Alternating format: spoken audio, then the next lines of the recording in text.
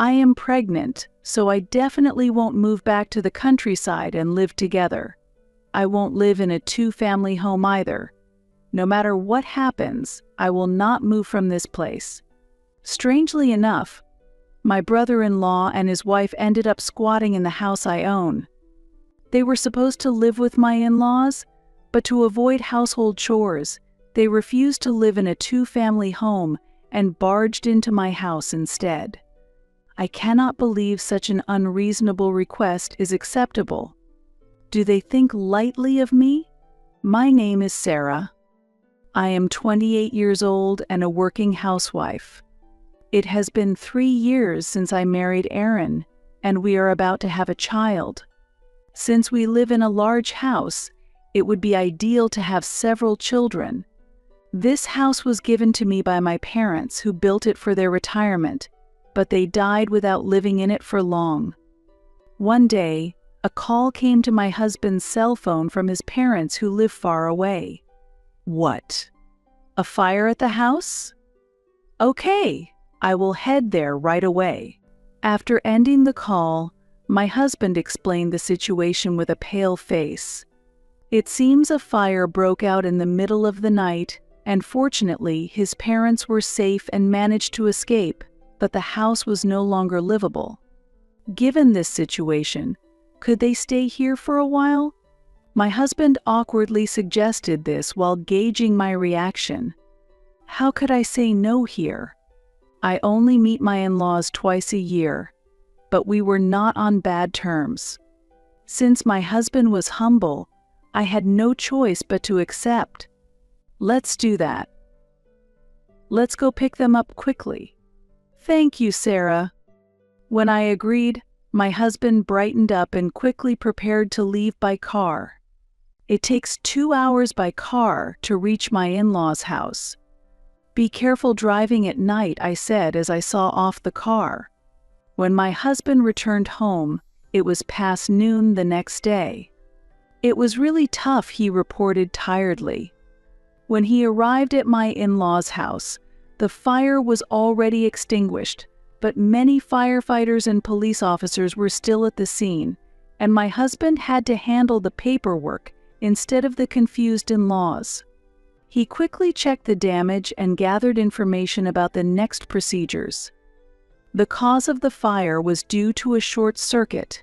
Various certificates were needed, and while sorting them out, my husband seemed to be confused. Attending the scene investigation, confirming the damage, calculating the costs for waste disposal.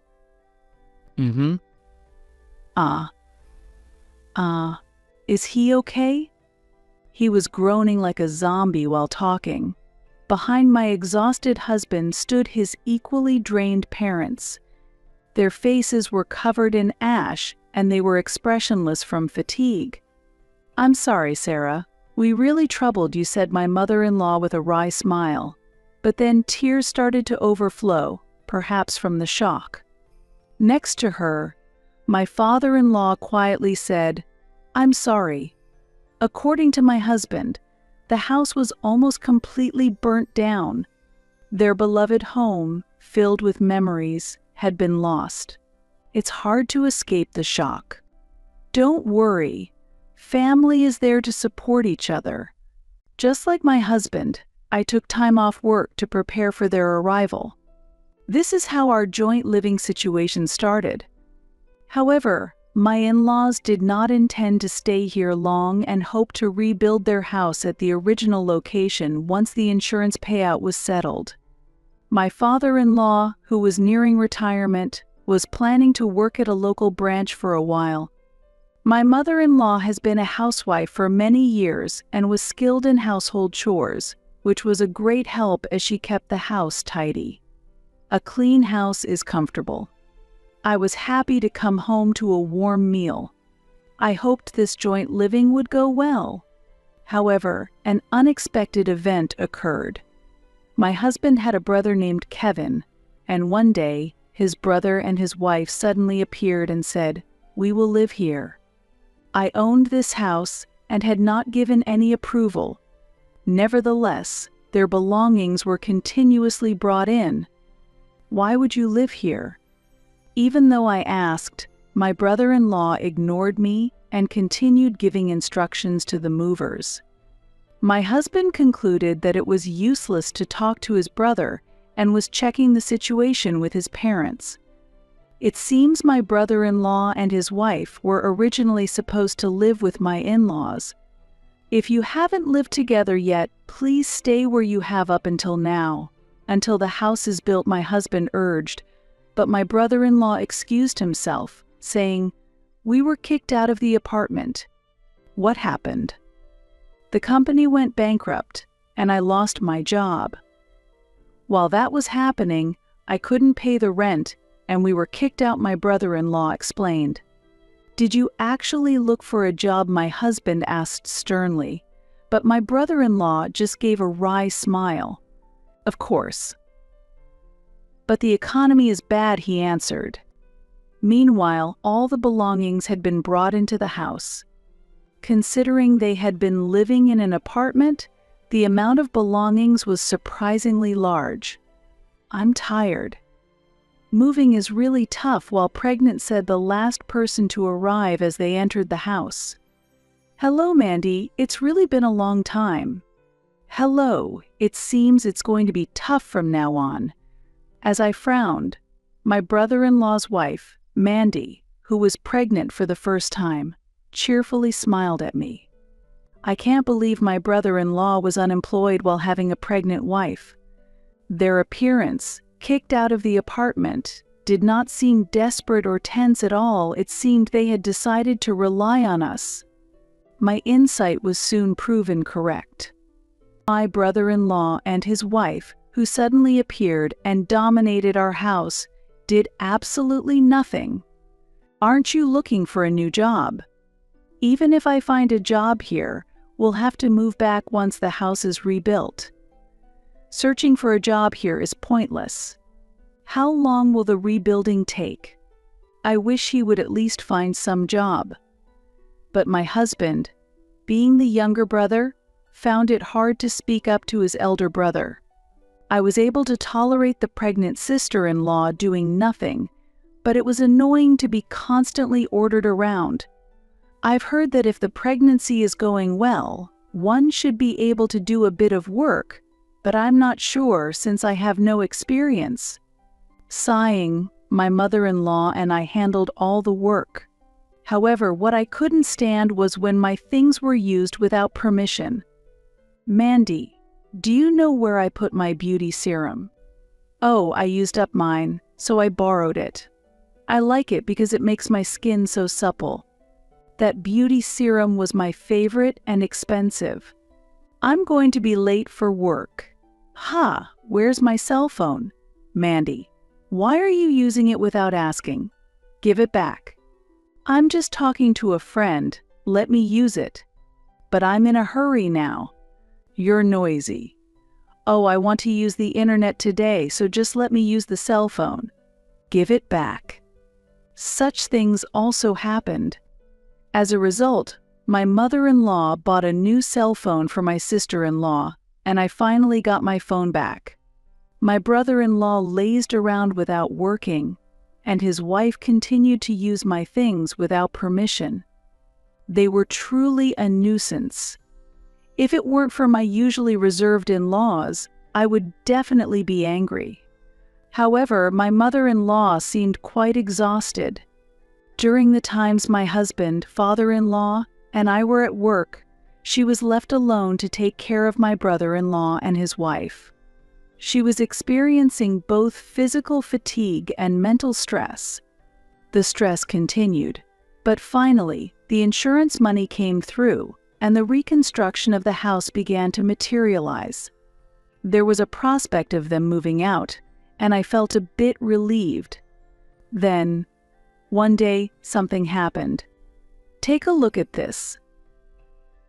"It's the floor plan of the new house," said my father-in-law during a weekend, showing us the blueprints from a meeting with the contractor.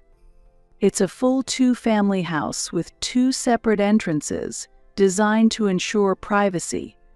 This way, even if my sister-in-law is lazy, my mother-in-law won't have to do all the housework alone." "That's wonderful," I said. "Isn't it?" replied my mother-in-law with a smile. But then, a problem occurred. "Why are there two kitchens?" asked my sister-in-law. "Does this mean separate utility bills too?" said my brother-in-law. "That's normal," responded my father-in-law. My sister-in-law immediately exclaimed, "I hate this." "What do you hate?" the puzzled father-in-law asked. "Because this way there's no point in living together. There's no need for a two-family house. One kitchen is enough. After all, mother-in-law will do the cooking," my sister-in-law argued. "Huh. But in the future, won't you be the one cooking if you have children?" I said. "No, no, what are you talking about?" she reacted as if I was wrong. "I'll be busy with childcare. My mother-in-law should do all the cleaning, laundry, and cooking," she insisted. To this, my surprised mother-in-law looked utterly shocked. "Mandy, I can support within my capacity, but I can't take on everything. You're a full-time housewife, right? Help out a bit." It seems that my sister-in-law, who was trying to push all household responsibilities onto my mother-in-law, was opposed to the idea of a two-family house. Then, she declared, "Enough. I'd rather stay in this house than move to such a place." "Huh? That would be troublesome." "What's so troublesome about it? Moving is impossible now, especially to such a countryside," she replied. My brother-in-law joined in. "Exactly. It's impossible to work in such a countryside," expressing his anger. Their words were so out of place, I didn't know where to begin. "Why don't you find a job quickly and move out?" my husband suggested. "And who will do the housework if I do that?" he retorted. My husband-in-laws and I were just fed up with their comments when my sister-in-law dropped a decisive statement. "Since I am pregnant, I absolutely will not move back to the countryside to live together. I won't live in a two-family house either. No matter what happens, I will not move from this place," she declared. Her words were truly unacceptable. Family discussions continued over several days, but it seemed that my sister-in-law had no intention of leaving this house. Moreover, the space they occupied gradually expanded. One day, when I returned from work, I found my mother-in-law distressed at the entrance. "What happened?"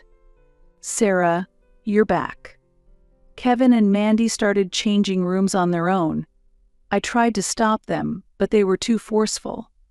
When I checked inside the house, our spacious bedroom had been taken over by my brother-in-law and his wife. Where are our things?" When I asked my brother-in-law, he pointed to another room, saying, "Ah, I moved everything except the bed to that room." That room was the smallest in the house, and items from our previous bedroom were scattered about. What a mess! I wanted to consult with my husband immediately, but he was away on a business trip and wouldn't be home for another week. I avoided calling and sent a message, but he hadn't seen it yet, and I felt anxious. The next day, the situation worsened, and debt collectors visited. "Sarah, it's terrible," my mother-in-law called me at work, and I hurried home. When I got home, I found her crouching at the entrance. Apparently, some menacing-looking people had come looking for Kevin. However, Kevin, who usually did nothing all day, was the first to immediately run away. My sister-in-law was also absent. My mother-in-law had to deal with them alone and was quite shaken. Seeing my tearful mother-in-law, I made up my mind. I couldn't endure it any longer. I would tell everything to my husband. I couldn't just stay silent, even though he was on a business trip. It was impossible for my mother-in-law to endure any more, and I was at my limit as well. Our relationship as a couple might be strained, but I didn't care. This house was built by my beloved parents. I could not tolerate any further insults. I decided to call my husband. "Hello, Sarah.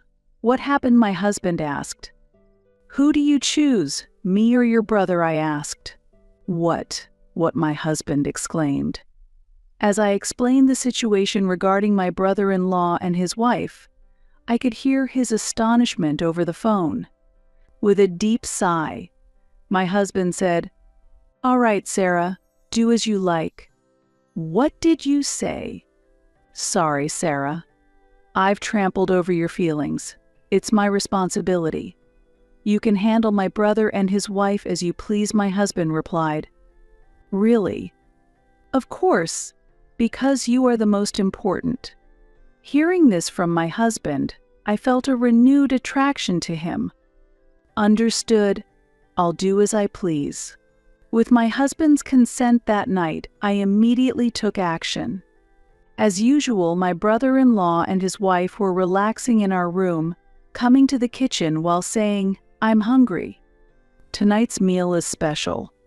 "What is this?" the surprised sister-in-law asked. "These are boiled green vegetables. Spinach, broccoli, perfect for pregnant women. Please enjoy." "Huh, but is this all?" my sister-in-law asked. "Just eat," I insisted, forcing her to eat. "What else?" my brother-in-law asked. "Here, this is a pile of beans," I presented in front of him. "What is this?" my brother-in-law exclaimed. "Beans are cheap, but rich in nutrients." "Impressive, right?" I explained. "But this isn't enough," he complained. "Just eat," I insisted, and forced him to eat, just like his wife. After dinner, what the hell? This kind of treatment of a pregnant woman is unacceptable. Screams were heard, but I silently headed to the room that my brother-in-law and his wife were using as theirs. "What are you doing?" Ignoring my sister-in-law, who hurriedly followed me, I made a phone call. "Can you start right away?" Soon after, a worker in work clothes appeared and immediately dismantled and took away the bed. "What are you doing?" That bed was high quality. It was so comfortable. "It's dangerous for a pregnant woman to fall off the bed." "I'm reluctantly giving it up for your wife's sake. Please sleep on this floor mattress instead." "Huh? What are you talking about?" Since the mattresses they had been using were also unnecessary, I disposed of them as well. "It's late tonight, so I'll lend you this blanket. But as adults, you should prepare your own bedding." Leaving those words behind, I handed them a square object and left the room. "This is a lap blanket." I ignored my sister-in-law's screaming voice. My brother-in-law and his wife complained to us and our parents, but we locked ourselves in our room, so I don't know what happened after that. Eventually, they spent the night on the sofa in the living room. In the morning, when I went to the living room, I felt sharp stares but prepared breakfast without caring and served it to my brother-in-law and his wife. "What is this?" "Boiled potatoes." "Where is the bread?" "Seems like stupid people can't see the bread." "What are you saying? It's clearly right there." When my sister-in-law suddenly reached out her hand, I immediately slapped it away. "Do you really think such behavior is allowed for a pregnant woman? This is abuse. How can you call it abuse when food is being served?" At that response, my sister-in-law was at a loss for words and just looked bewildered. But I couldn't trouble a pregnant woman any further. "I'll leave it to my mother-in-law." Looking at my brother-in-law, he said nothing and walked away. He was probably angry and went gambling, but no need to worry. I had already taken the money from his wallet. "I haven't stolen it, just took it back." "Ha, it's missing." Suspicious. After observing for a few days, it became clear that my brother-in-law had stolen it. Pretending to take a bath while keeping watch, I quickly caught the evidence. "Where is my money? Give it back." As expected, my brother-in-law hurried home and burst into the room, screaming, "Oh, you're back. Then, please handle the guest. I left the handling of the visitor to my brother-in-law." Ha! At that single word, my brother-in-law was at a loss for words. "Sorry for the trouble. Please leave the rest to me." Facing my brother-in-law were people with menacing looks. "We need to talk about the money you owe. Come to the office." Ah, just like in a movie. In front of such a peculiar sensation, my brother-in-law, with tears in his eyes, was led away. By the way, everything was prepared in advance. Of course, both my in-laws and sister-in-law agreed as long as it wouldn't cause them any trouble. Now, on to the final stage. "Mandy, you are a stranger, and I have no obligation to keep you here anymore." "What did you say?" My sister-in-law was shocked by my statement. I quickly presented her with documents. "It seems you've been using my phone without permission, sending calls and emails. The records are here. That child, he's not my brother-in-law's, is he?" "Ha! What?" my in-laws exclaimed. It turns out my sister-in-law had been dating another man before she married, and he seemed to be the father of the child. The remaining emails included, "Once the baby is born, let's go out together as a family of 3. Leaving such evidence was truly foolish. "Once brother-in-law returns, you will probably get a divorce. But before that, please leave this place." At those words, my sister-in-law's complexion faded. "What are you saying? You're going to kick out a pregnant woman? You all are terrible." "No, the problem lies with you. I've already contacted your parents." "Huh? You're sending me back home?" "I don't want to go back home.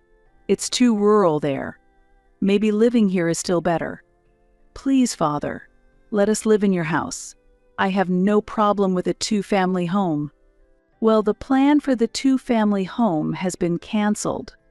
My sister-in-law's face got pale at my father-in-law's declaration. "What did you say?" "We're planning to clear this site and sell the land. Then we intend to move to an apartment." "Why is this happening?"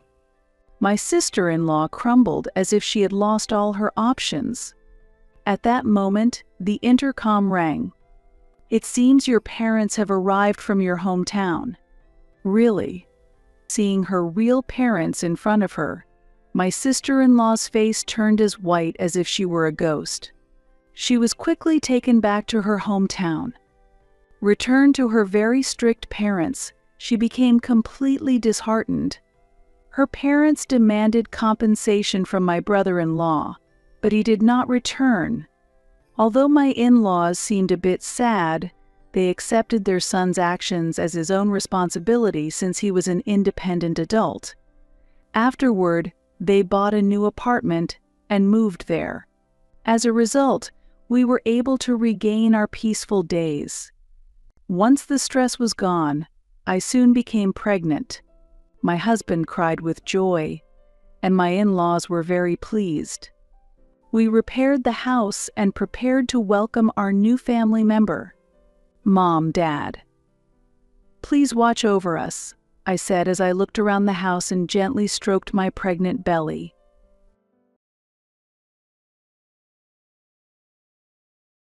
"We are going to live in this house as a family. You should be grateful, you know?" my mother-in-law said, looking down at me with a gentle smile. How rude she is. She said that despite the fact that my mother had passed away from illness not long ago, it was certainly unpleasant to hear my mother-in-law, with whom I had no connection, cheerfully talk about renovating the house. She came suddenly, even though the funeral hadn't taken place yet, without offering a single word of condolence. Instead, there she was, talking happily about living with her son, ignoring me as I was consumed by tears. It seems to her the family only includes her son, and I am like an outsider. She waved her hand at me as if she was shooing away a pest. I'm saying we'll live as a family. Did you think a daughter-in-law with no blood relation would be treated as family? My name is Tracy, and I'm 30 years old. I have an older brother I respect, who is 5 years older than me. We've always been very close, and he has always been there to help me on anything. When I was having trouble with friends in elementary school, he would go directly to them and ask them to be kind to me for my sake. He might be a bit overprotective, but he's a reliable brother who cares deeply for his sister. During my rebellious phase in middle and high school, he often confronted our parents strongly, but he always treated me warmly. He was always there to support me when I was in trouble, a person I could rely on. Don't worry about what others think. I support you, Tracy, he would say, and I used to be envious of his attitude. He also said, when our father passed away from cancer during my university years, I was truly grateful to my teachers and parents. They were the ones who always thought of me and scolded me as he reflected on his past, which was surprising to hear from my once mischievous brother. It was rare to hear him talk about the past, and it made me want to become a respected figure like his teachers and our parents. This experience nurtured in me a desire to support children in their growth and those facing difficulties, leading me to choose a career in teaching. While everyone around me was busy job hunting, I focused solely on preparing for the teacher recruitment exams. I still remember the surprised look on my brother's face when I passed the exam and told him and our mother, "Congratulations. I never thought you would become a teacher, Tracy. Good luck," he said, supporting me. Despite landing my dream job in teaching, reality was not as sweet as I had expected. I was busy every day with lesson preparations and student guidance, with late work becoming the norm. As remote work became more widespread, those in the teaching profession had no such option, forcing me to commute on crowded trains every morning. Weekends and holidays often required attendance for club activities. Additionally, living independently and managing a household as an adult made me acutely aware of the difficulties of domestic tasks. I remember struggling both physically and mentally in my first year as a working adult. Yet, I felt fulfilled in my role as an educator. As I became more accustomed to my teaching life, I started noticing odd behaviors and words from my mother. Conversations over the phone became difficult, and she would quickly forget things we had just talked about. Concerned, I visited my family home and was shocked to see garbage scattered everywhere. My normally tidy mother was confused about why things had gotten to that point, saying she had forgotten to take out the trash or that she had already cleaned up. Sharing the situation with my brother, we decided to go to the hospital together, where the diagnosis was unexpected. Our mother was diagnosed with dementia. Though it was early-stage mild cognitive impairment, her communication with other people had decreased since our father's passing, and her condition had gradually become more apparent. This situation increased my interactions with my brother and naturally led to more frequent visits to our family home. During these visits, my brother and I often discussed the future. Amidst my busy life, a friend introduced me to Steve when I was too overwhelmed with work and household management to find any personal enjoyment. My friend, insisting I needed time to relax, invited me out for drinks, where I met Steve. He worked for a foreign company and was deeply interested in the international aspect of my job as a French teacher. He was sincere and always prioritized me. The time spent with Steve was a happy moment in my busy days. Just having a meal together for a short while made all the fatigue disappear. I was drawn to him, and after dating for 2 years, on a day that wasn't special, he reserved a private room in a restaurant in New York City for us. Unexpectedly, he gave me a ring and proposed, saying, "I want to make you happy, Tracy. I want to marry you," but I couldn't answer right away. The reason was the anticipated burden of caring for my mother as her condition worsened. Steve was aware of my mother's situation, but I hesitated to involve him in this issue. Nonetheless, he encouraged me, saying, "If you're worried about your mother's situation, don't be. I want to support her together with you." I remember barely being able to say yes through my tears. When I decided to marry Steve at 27, we discussed it in advance and also consulted with my brother about my mother's future. As a result, we decided to build a duplex house where we could live together with my mother, using our marriage as the opportunity. From then on, I started receiving more frequent contacts from my mother-in-law. Before the marriage, my interaction with her was limited to greetings and face-to-face meetings. Initially, I felt her interest was minimal, but I sensed a reason behind her frequent recent contacts.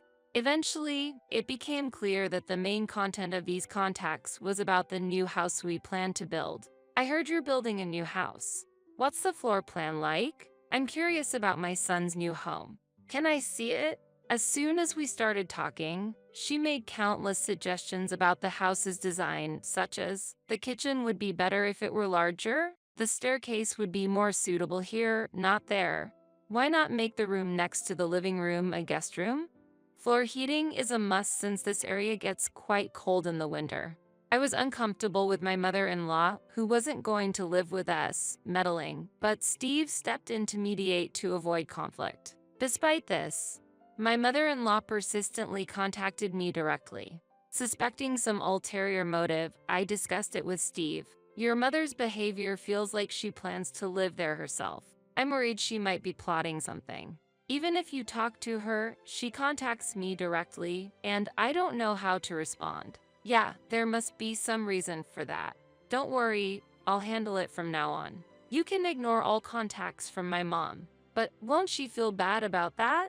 It's fine. She's acting out of line. I'll talk to her. However, given her nature, she might try to contact you again. In that case, it's okay to avoid her call and ignore it. With Steve's support, I avoided further contact with my mother-in-law. The house design was finalized, and construction on the new home began. We planned to move into the new house in 6 months, and packing was going smoothly when the contacts with my mother-in-law had almost ceased. Steve informed his mother of the completion date of the new house, but she didn't seem to react much. Half a year passed, and the new house was completed. The first floor was arranged with a living room, kitchen, and a spacious room for my mother, while the second floor was our couple's space with individual rooms. However, by the time the new house was completed, my mother's health had begun to decline. During the day, when we were at work, my mother spent a lot of time alone, and I often came home to find the house in disarray. The doctor had warned that limiting her activities could lead to a rapid progression of her symptoms, so we had her do small tasks during the day. Yet, actions that had been easy for her became increasingly difficult. While she retained her cooking ability, she often left pans on the stove after use. She would forget to add detergent when using the washing machine or add too much, resulting in excessive foam. Despite having the newspaper right beside her, she would complain, "The newspaper didn't come today until the evening." The challenges posed by my mother's condition were countless, and my brother and I decided to use daycare services during the day. At first, my mother was confused by the unfamiliar environment, but having companions during the day gradually made her smile more. When she came home, she would talk about making paper crafts or participating in events at the children's center. My mother gradually adapted to this new routine, and her condition seemed to temporarily stabilize, but it didn't last long. Just 2 years later, my mother seemed to have caught an off-season cold, but ultimately, she passed away from pneumonia. Just maintaining daily life seemed to deplete her strength, and she couldn't eat properly due to a lack of appetite, leading to a weakened immune system. I couldn't stop crying and couldn't recover from the sudden event. Yet, administrative tasks such as contacting the city hall, notifying relatives, and arranging funeral services piled up and waited for no one. As I began to prepare for the funeral, my mother-in-law arrived with a lot of luggage. Seeing her ready to stay over, I was grateful she came to help with the funeral preparations and welcomed her, saying, "Thank you so much for coming during this busy time. Please come in." However, as soon as she stepped inside, she made an unexpected statement. "I will live in this house." Surprised and at a loss for words, I couldn't make a rebuttal when she said, "If you don't like it, you can leave. Steve and I will live here." She said that without a word of condolence. I was utterly confused by her sudden, self-centered declaration. Ignoring my bewilderment, my mother-in-law continued, I've waited 2 years, and finally, I can live here. How about it? Is the floor plan to my liking? As she began to walk around the house. At that moment, I understood why she had been contacting us so frequently before. Perhaps she had always intended to move into the home we built. She tried to change the floor plan to her liking and believed that I should receive her instructions rather than Steve, which might explain her persistent contacts. She seemed to have rushed over after hearing about my mother's death from Steve. That's when the shocked Steve said, Mom, didn't you know? The owner of this house isn't me. It was Tracy's mother. What? Moreover, when Tracy's mother passed away, the heir would be Tracy's brother. What does that mean? My mother-in-law, glaring at me, said, the homeowner should be the husband. Steve earns more, and your salary couldn't possibly cover the mortgage. You must be relying entirely on Steve's earnings. This house might as well be Steve's. Really, what an incomprehensible daughter-in-law and her family. What do you think, Steve? Steve tried to explain. No, Mom. Listen, it's okay, Steve. Let me explain, I interjected. My mother-in-law turned her sharp gaze from Steve to me and challenged, What are you trying to say? The mortgage is being paid by my brother and me. I cover the payments with my income, and I have never taken money from Steve. Is that true, Steve? Yes, it's true. I continued, when we built this house, we decided it would eventually go to my brother. Now that my mother has passed away, the home will be for my brother, his wife, and her parents to live in, I explained calmly. My mother-in-law was stunned and speechless, but unable to accept the arrangement. She said, I can't accept that. After living with and caring for your parents, it's natural that it would be my turn next. I've been waiting for this day. This is too unreasonable. You know, I have a lawyer acquaintance. I'll talk to him and proceed with renouncing the inheritance. Of course, we had no intention of doing so, but my mother-in-law was clearly agitated. My brother will be arriving soon, so let's discuss this again when he's here. I will express my opinion directly to your brother and ask for his renunciation. I'm the type to speak my mind, so my position won't change even when your brother arrives. After this statement, my mother-in-law waited in the living room until my brother arrived. Steve, while confused, repeatedly apologized to me. Don't worry. It seems she won't be convinced by just my word, so let's talk again with my mother when my brother arrives. Meanwhile, my mother-in-law was on the phone with a lawyer she knew, moving forward with the discussion on renouncing the inheritance. Regarding the renunciation of inheritance, yes, I believe the person in question will agree. Yes, please prepare the necessary documents if there's progress. My mother-in-law spoke politely on the phone. About an hour later, the sound of a car parking outside was heard. My brother had arrived. Mother, my brother has arrived. As I called out to her, she stood up eagerly, saying, I will have this house transferred to Steve. Then I can live here, and proceeded to the living room. At that moment, the living room door opened, and my brother appeared. My mother-in-law, about to shout something, took a deep breath and opened her mouth wide. But as she opened her mouth, no sound came out, and she looked surprised, losing her strength and sitting down heavily. In fact, my brother's appearance could be mistaken for someone from the underworld by some due to his quite intimidating look. His hobby is surfing. Furthermore, as he works outdoors throughout the year, his skin is sunburned, and the sun damage has made his hair brittle. As a result, finding hair maintenance troublesome, he chose to have a shaved head. Also, he is tall and has a muscular and sturdy physique. Especially noticeable is an old scar on his forehead. This scar was the result of a fall during his elementary school years. But combined with his appearance, many people mistake it for a scar from a blade. Seeing such a brother in person, my mother-in-law seemed to lose her will and slumped down to sit. Do you have anything you would like to say about this house? My brother coldly asked my mother-in-law. No, I had thought I would live here after your mother passed away. But then I heard that you would be living here, and I realized I understood nothing. Did Tracy tell you to live here? We had a thorough discussion about this house before it was built, so I believe there was no such conversation. He spoke in a firm tone. No, I misunderstood. Because I was involved in planning the layout with Tracy before the house was built, I assumed I had a right to live here too. My mother-in-law said, clearly confused and looking down. A right to live here? Does that mean you were offering some sort of support to my sister? No, nothing like that. So, without bearing any burden or making any promises, you just assumed you had a right to live here just by offering your opinion on the layout? Yes, I'm sorry. It was my misunderstanding. At first, my brother looked at me suspiciously, but he refuted my mother-in-law's unreasonable claim with disgust. However, to my mother-in-law, it seemed more like anger than disgust, and she apologized deeply, becoming surprisingly docile. Just because our mother passed away doesn't mean there was ever a discussion about living with my sisters-in-laws. Right, Tracy? Of course. I never discussed the details of this house with my mother-in-law. I only mentioned it was a house for living together with my mother. As I answered my brother's question, my mother-in-law suddenly covered her face with both hands. I had believed that my son, Steve, was the owner of this house.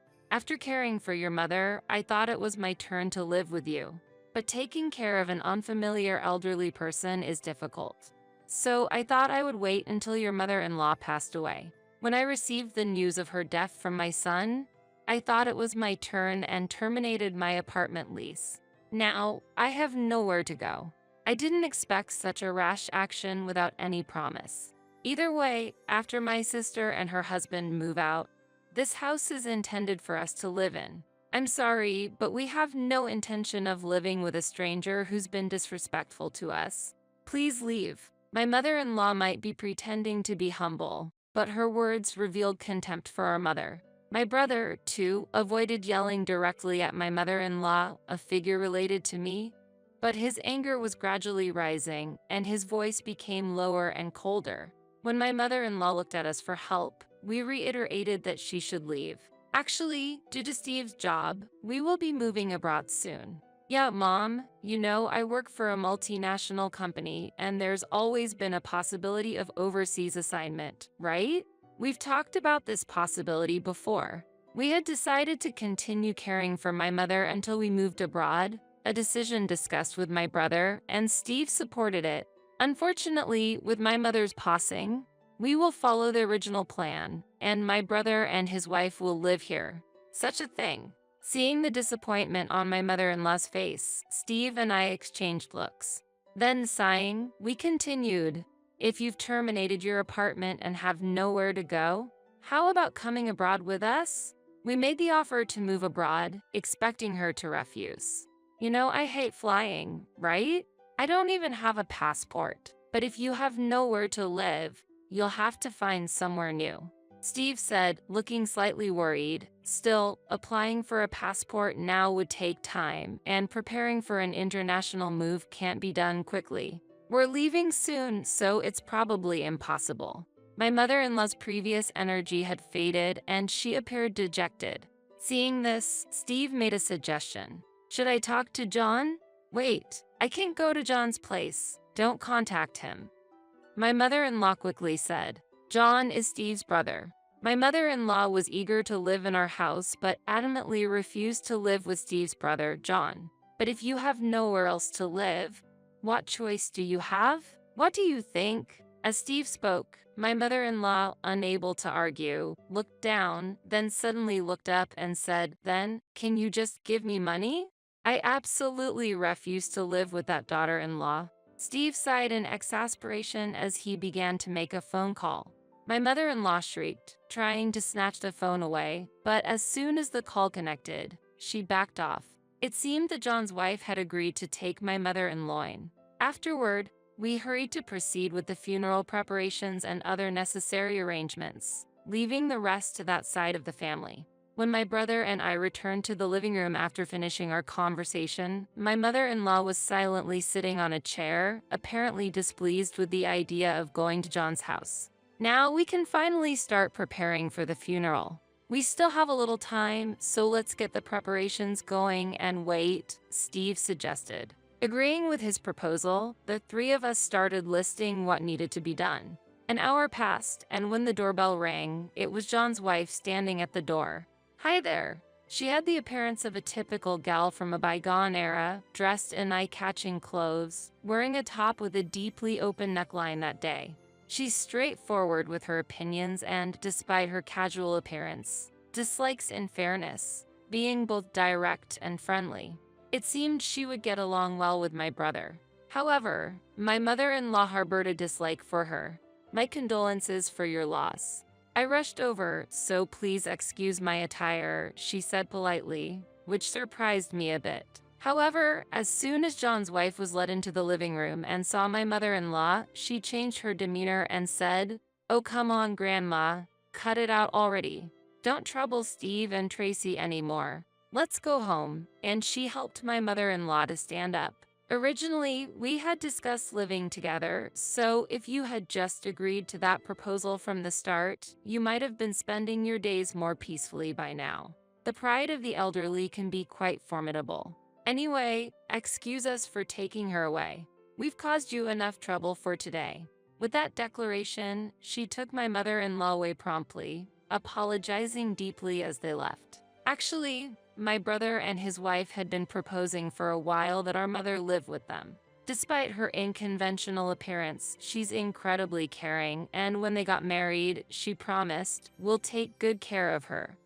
However, our mother refused to live with her, choosing to live alone consistently. "She's really got a unique personality," Steve said, reflecting on this with a bittersweet smile. "There's goodness at her core, and my brother is also reliable. So it's likely that our mother will find stability in her new home with them." As Steve predicted, my mother-in-law started living with John and his wife without any issues. With John's wife around, it became difficult for her to behave selfishly, and she now seems to be living relatively peaceful days. Perhaps this somewhat strict environment suits her. She's always complaining, but she never actually tries to do anything on her own and doesn't seem to want to live by herself. "She just likes to grumble," Steve said, watching his mother's behavior with a resigned chuckle. The house we built is now inhabited by John and his wife, according to the plan we had set. It has become a warm space that deepens family bonds, with John's wife's parents recently joining the household, starting a multi-generational living arrangement. As agreed upon from the beginning, the mortgage is now shared between John and his wife's parents. I am currently in Paris, France, where my husband, Steve, was assigned for work. Initially, there was some apprehension about living in an unfamiliar land. Fortunately, my proficiency in French proved to be a blessing, allowing me to quickly adapt and integrate into the local community. Leveraging my experience as a French teacher in the US, I've taken up teaching English in France. The work environment here differs from the US, with reasonable working hours that allow for personal time. With guaranteed weekends off, Steve and I now enjoy much more time together, experiencing new stimuli every day and leading a more relaxed life. Thus, we are spending our days meaningfully in a different environment from the US, learning and enjoying life in a new land.